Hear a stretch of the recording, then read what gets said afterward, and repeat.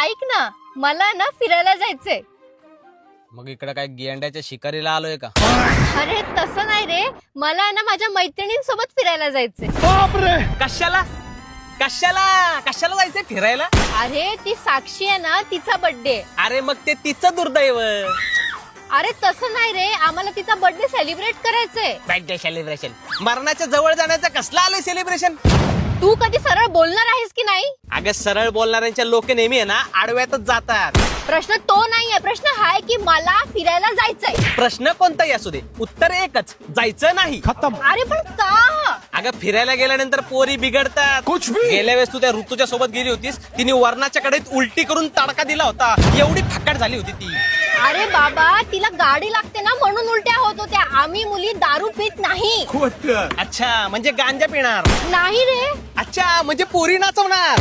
अरे आम्ही पोरी का नाचू? बापरे म्हणजे पोरं नाचवणार. अरे बाबा. बाबा नाचवणार. शी.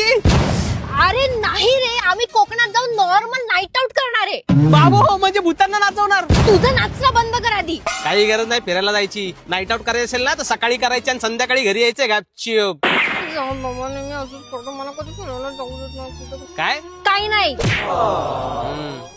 नीट जा आणि काळजी घे.